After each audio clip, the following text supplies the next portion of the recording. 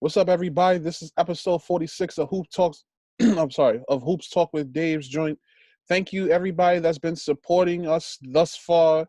For those who haven't seen my content, go check it out on YouTube, Facebook, and IGTV. But without further ado, I have a very special guest here. He's a graduate of Salesian High School, a Bronx native, was a student manager at Iona College, and is now an assistant coach at City College of New York in Harlem. So I give you Mr. Spencer Boateng. Spence, thank you for coming on, to share your story. Um, Happy to have you. Absolutely. Thanks for having me. We go back a long time. Even before you started your whole journey, I remember meeting you in a tournament in the Bronx, and we connected from there. So to see your growth has been special. So definitely thanks for having me. No problem, man. So my first question is, what is Spencer Boateng's coaching philosophy? Just hard nose.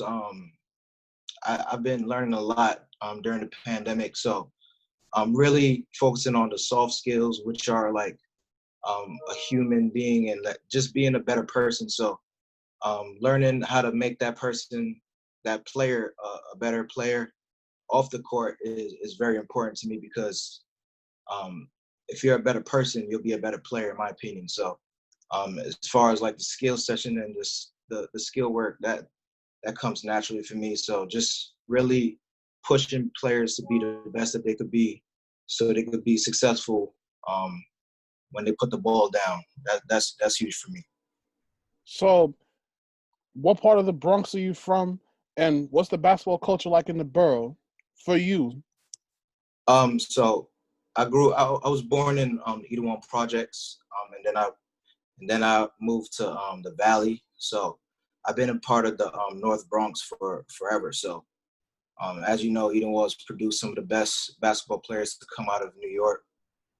Shane, the dribble machine. You go down the whole list. There's been so many players, current and old. So growing up, my mom, she was an immigrant from Ghana, so she kind of kept us in the house. But I would always see the whiz kids like running around the block, just training. So like anytime I had a chance to go to the park, I always wanted to go to the park. I didn't know anything about AAU or anything. I just knew like these dudes always work out.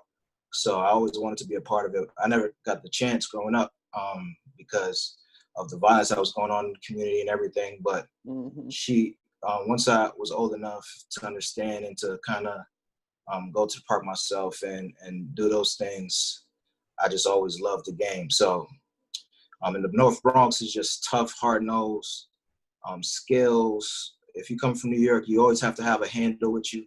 So I think that's the philosophy that you could say is New York and North Bronx. So when you were younger, what were some tournaments that you liked playing in? Hoops in the Sun is always a favorite. Gun Hill tournament. Gun Hill's, I don't know if they still have their tournament, but Gun Hill was always a tournament that was tough, that the community always supported.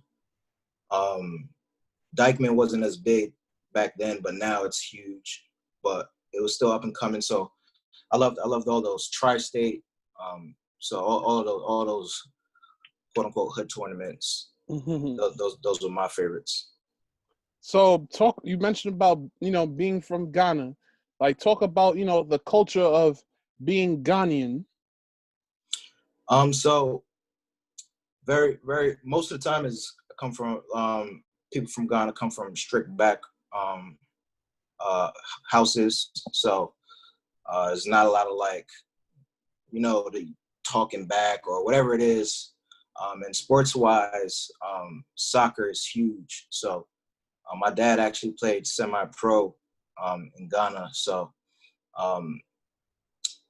coming to America, that wasn't like people didn't really play soccer. So I had to kind of figure out my path and what I wanted to do. So I didn't play soccer much, but I picked up basketball. But basketball is becoming huge in the community now. Like even a kid like Dylan Wusu, he's from Ghana as well. So St. John's got a good one. So, yep. So In 8th grade, what was your thought process as far as choosing schools? Like, you're a kid from the Valley area. Um, Spelman is in the area, and Yep. of course Mount St. Michael. So, and then you have the public schools like Evander Childs. Like, what was your thought process as far as choosing a high school? So most of my friends went to either Spelman or Mount St. Michael, but Salesian never even came to my school, but they sent like information. So I never heard of Salesian. I didn't know anybody that went there.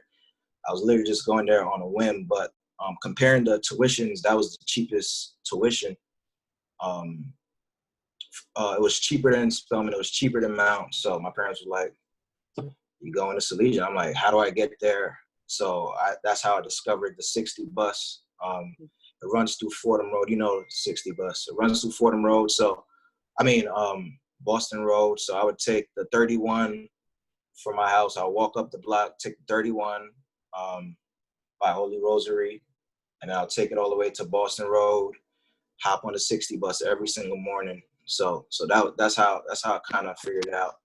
And Yeah, and it was a really good decision for me. It's a small school, got away from the hood. It was the first time I was seeing people leave their cars unlocked. So it was a good environment. It was definitely a culture shock. Like that was the first time in my life that I sat in the classroom and I was the only black kid, because at my elementary school it was literally no white kids, but it was a family environment. So definitely appreciated my time there. so at how was that commute for you? You coming from Boston, that from that neighborhood near Boston Road, to Yep. having to go to North Avenue in New Rochelle. Well, no, not even North Avenue. What's the street that it's on? Main Street. Yeah, to Main Main Street in Street. New Rochelle. Like, talk about that commute every day. So with the 60 bus, it's not like those Beeline buses is not like the city buses where they come maybe every 10, 15 minutes. Those come in like 30, 40-minute intervals. So if you miss that 60, you're You're gonna gonna be have to late for wait. school. Your morning is gonna start off tough. So it would take me about 45 minutes to get to school, which isn't um, crazy. But if you miss that 7 o'clock bus, that 7:05 bus, whatever it is, now you have to wait for the 7:40 bus, and now you get into school at 8:30, 8:40, and Salesian doesn't play. If you're late, if you're absent, they're calling your house and they're saying, "Why isn't so and so not here?" So I was that bus ride. It was a lot of fun in the mornings, or I would take my little nap, whatever it was. But I made sure to get on that bus. Now, as far as basketball, you play with some pretty good talent. Nick Sadia, Jason Aline, and last but not least, Kevin Punter. Like, Yeah. talk about those 2 years in which Salesian was dominant in the B division. So we didn't. We didn't lose a game for those 2 years in the conference. So those years we played Rice, we played St. Ray's, we played Mount. So it was a fun time in the city because we were the underdogs all the time. We were the school in New Rochelle that nobody knew, B division school, but we just had a chip on our shoulders. So we went into those gyms. They came to our gym and we just rocked out. We played Iona Prep that year as well. So it was always like we were always doubted because we were a small school in New Rochelle.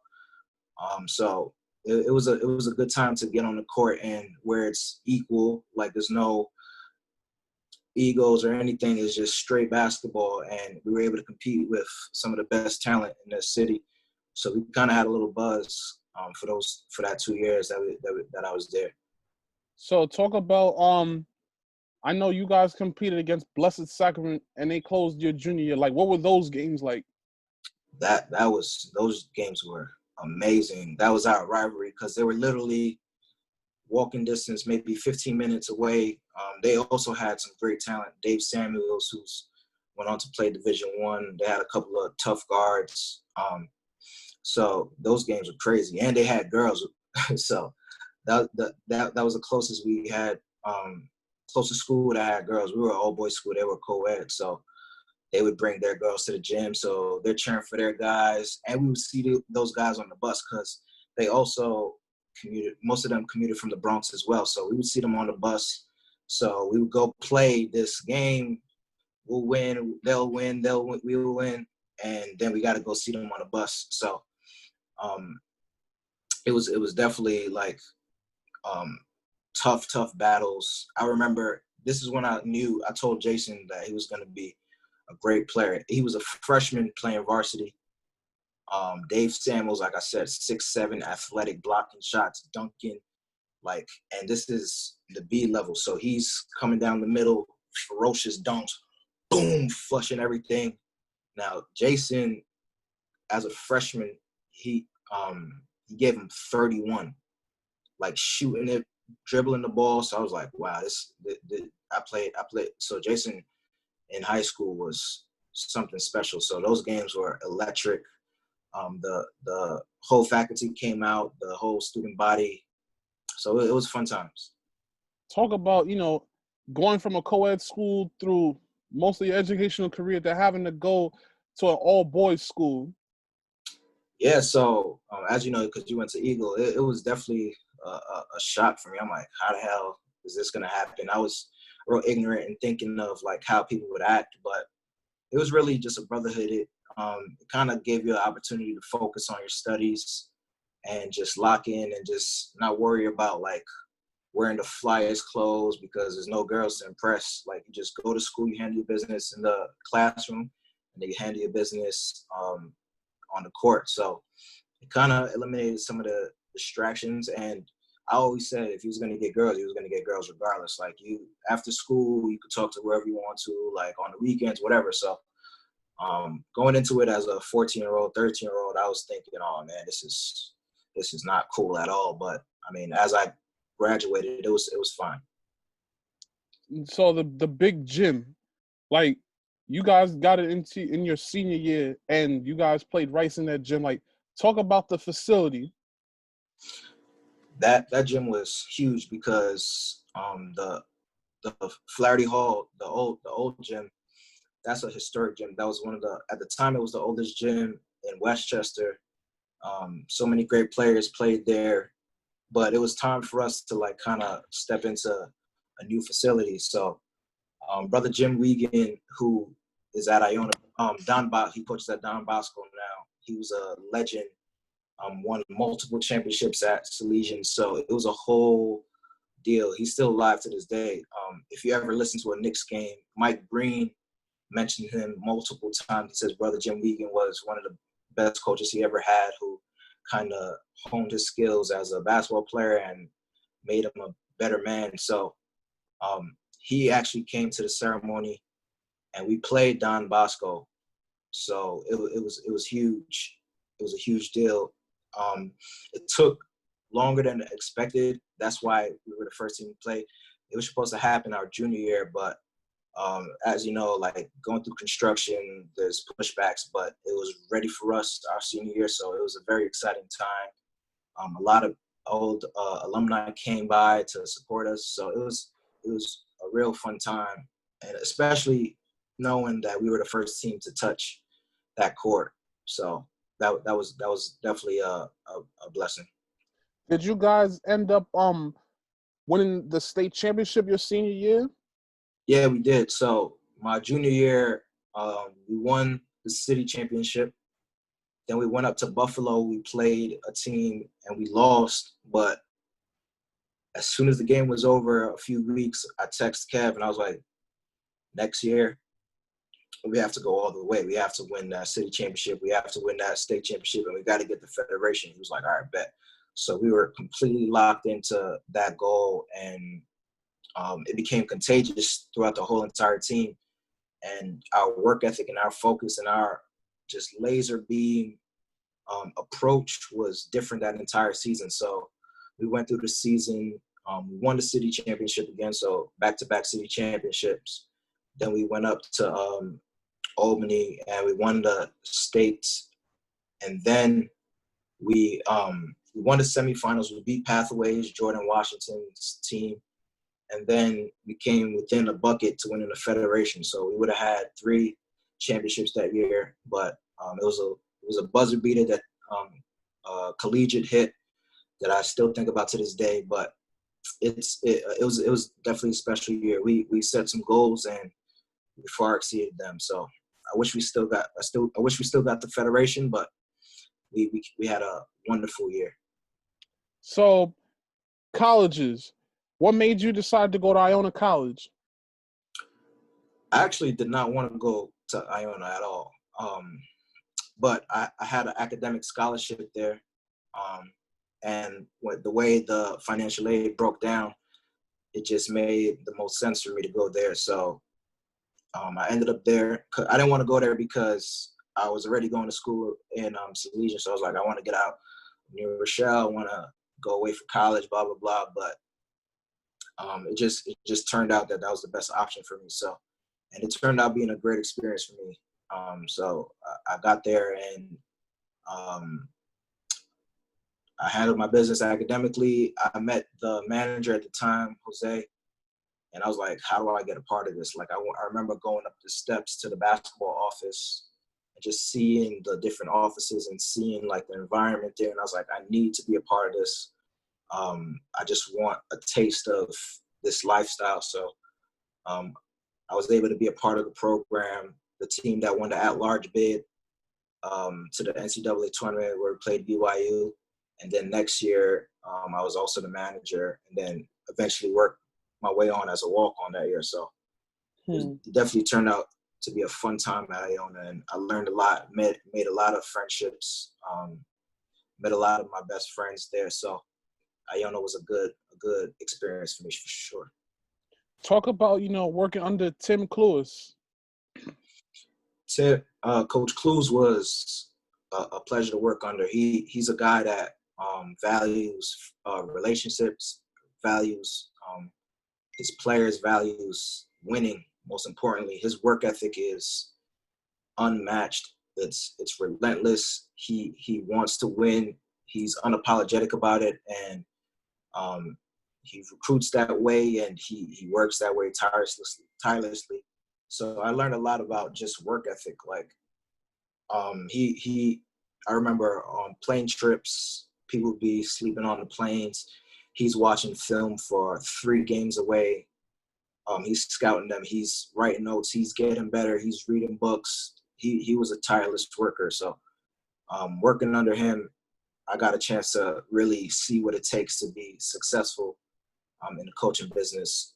So I always tap into him anytime I want to quit or anytime I'm tired. I'm like, what would Coach Cluess do? So I haven't reached that pinnacle yet, but hopefully one day I could be half the coach he is. Shout outs to Coach Cluess, man. He's a great dude.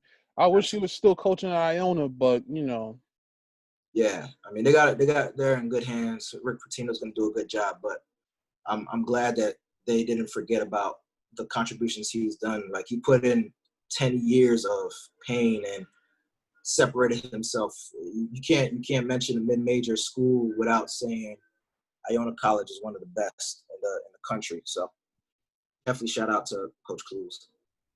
So while you were in school, you were coaching AAU, correct? Yep. That was my. I mean, I was at that time. I started coaching clinics. I started Dream Chasers with Steve, our mutual friend. Yeah, shout out to Steve. Yep. That was the summer of my freshman year.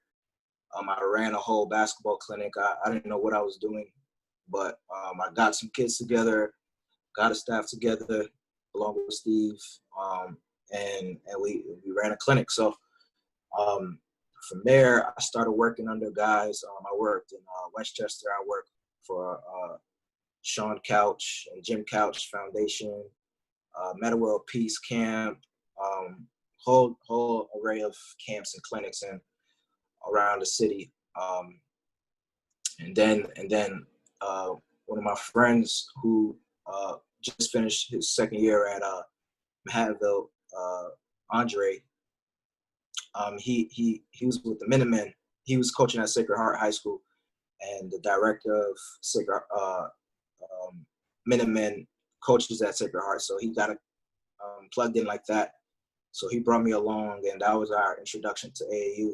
I think I was like 21. That was my first year as a AAU coach, or 20, I think. I was actually young, maybe even 19. I don't remember, but yeah, that's how I got introduced to AAU. And then you wound up you went back to Salesian. So your last year of college, you guys won the city championship. 5 years before that, you were playing. Like, how did it feel, coaching the next batch of Salesian kids and winning a championship with them? That was special because that year I was running like 6 a.m. workouts. I was doing a lot. I was still in school. I was coaching with them. I was working full time.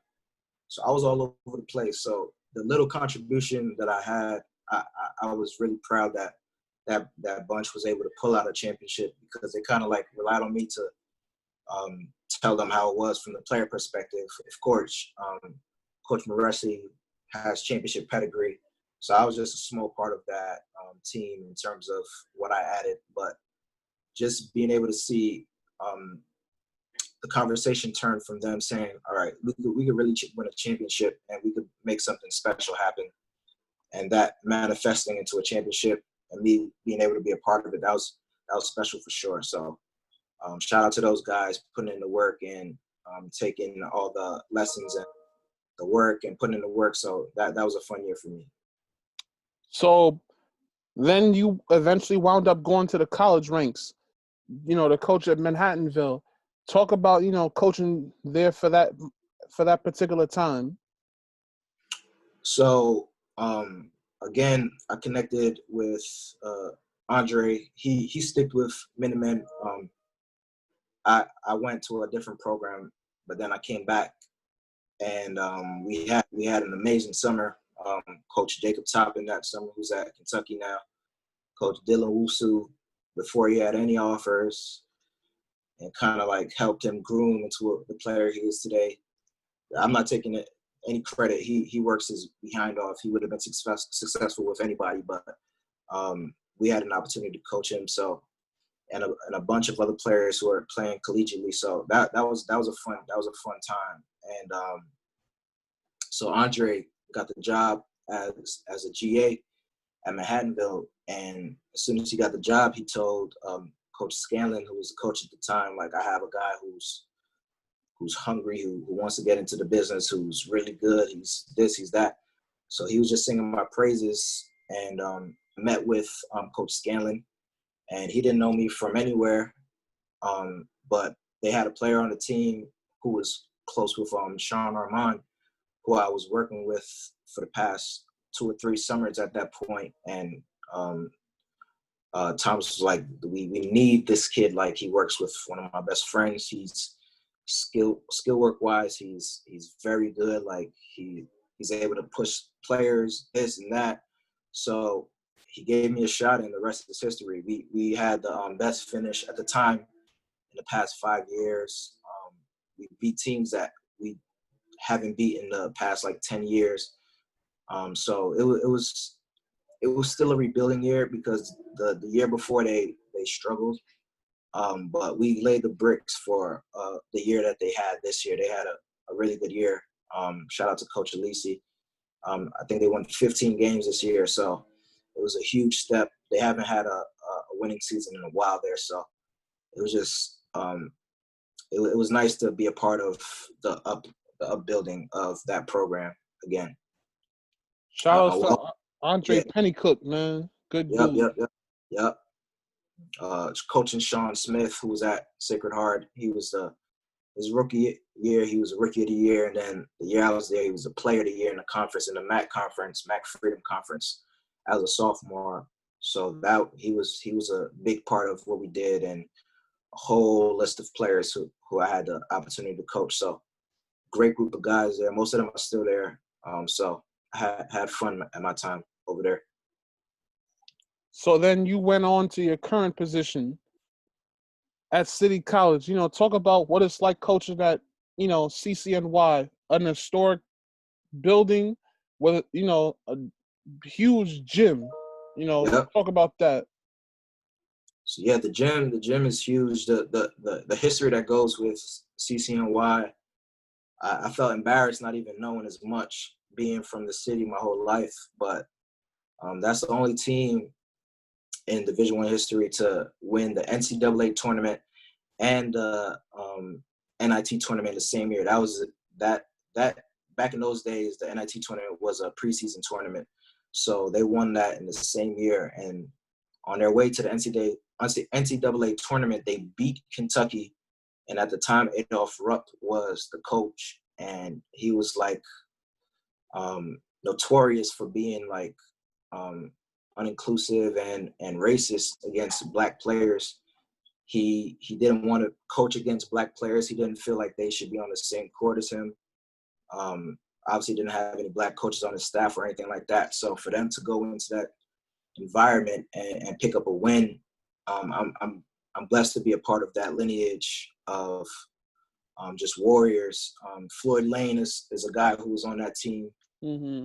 He still comes around and just sheds light on how he those years and just drops gems of knowledge for us. So he's still a part of the program. So it's a wonderful thing to be a part of that family. So yeah, it's a blessing for sure. And then the campus is historic and like it's a beautiful campus, and it's right in the heart of Harlem, Hamilton Heights over there. So it's a beautiful spot. I'm definitely blessed to be where I'm at. Talk about this past season. So this season was we had a player, Yassine Saki, who ended up winning Rookie of the Year, average 18-7 in the CUNY's conference, and then went on to win Rookie of the Year in the Atlantic region. So out of all the schools in the Atlantic region, he was voted the Rookie of the Year. So he had a wonderful year. He was really the highlight of our year.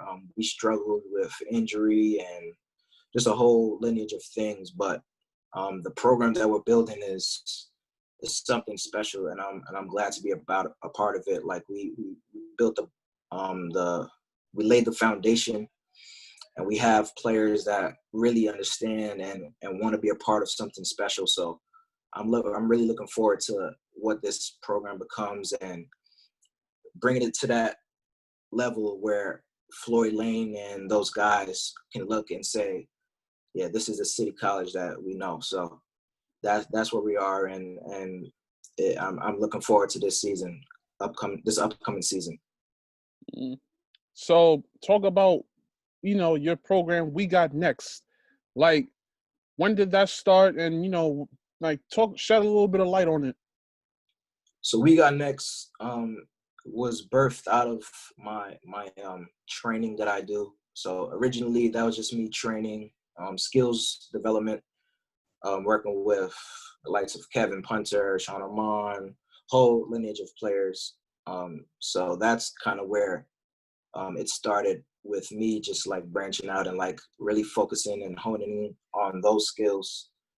And then last summer it turned into an AAU team. So last summer I commemorated our first AAU season.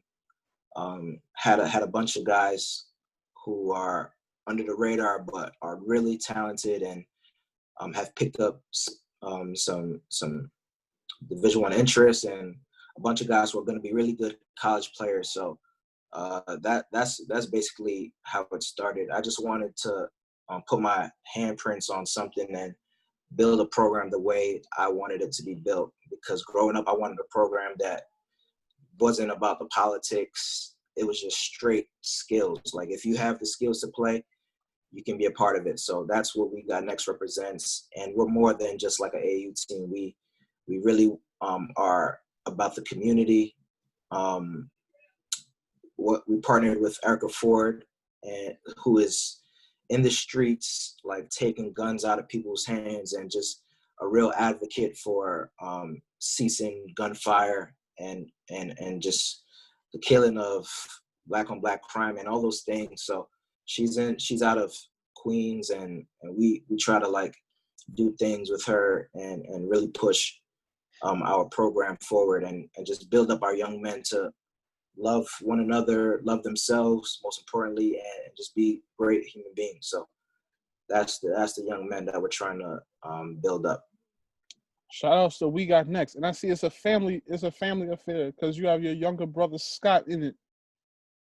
Yep, absolutely. And my youngest brother Steven is really getting involved in it as well now. So they helped me a lot build up the program. And they say you can't run a business with family, but we're close as we can be. And we have meetings. We run it professionally. Like, it's not like just a mom and pop shop. Like, we want it to be. I want We Got Next to be on the same level as Gachos when it's all said and done. So I told them, like, our icon should resemble across the nation when it's all said and done. So that's the kind of goal. That's the goal, and that's the pressure that we put on ourselves and the standard that we hold. So this is a question that I love to ask all of my guests. If you could go back to 2007, what would you tell Spencer at 13, 14? Wow. So 2007, I was a incoming freshman at Salesian. I would say study hard and enjoy this time, because high school was carefree. It was just a fun time. It was just a wonderful time. So I don't think I would change anything because I learned a lot and it was just a great year for me. So I would definitely tell that person, like be patient, because a lot of times I put a lot of pressure on myself to be the best this and the best that. So I would tell myself to be patient and keep grinding, and you're going to have everything that you dream of. So final question, what's next in the future for Spencer Boateng, We Got Next, and the CCNY Beavers? So the CCNY Beavers, I'll start with CCNY. It's going to be a special year. We have our recruiting class. We're really excited about our recruiting class for 2020. We're wrapping it up soon, probably add 1 or 2 players. So it's going to be a special year for the class. It's a group of guys who really get it, really want to compete. And I always say, like, you can draw up the X's and O's, but the best players are going to always bring out the victory. So we have guys who maybe they're not the best now, but they want to get in the gym and they want to be the best that they could be. That was Yassine. He was under recruited, but he loved getting in the gym. He loved working on his craft, and he ended up winning Rookie of the Year. So we have him, and added a few players to go with him. Joel Simpson, who went to your high school. Mm-hmm. So a bunch of guys like him that just really get it and want to take this program to the next level. For We Got Next, we're talking about, so we have to get creative this summer because of COVID. We don't want to put anybody in harm. So I'm thinking of some creative ways to give some of our players some exposure. I got on a call yesterday actually with my brothers, and we were just discussing some ways, especially with parks opening up. We have a lot of free reign to kind of get creative and do some things to really push our players and get them going and work on their craft and expose them to college, because that's what we want. We want to create a pipeline to college where our athletes are getting the education, whether it's for free or whether it's a good education at a school like CCNY. That's what we're focusing on. And for me personally, I'm just focusing on being the best me every day. I just want to constantly get 1% better.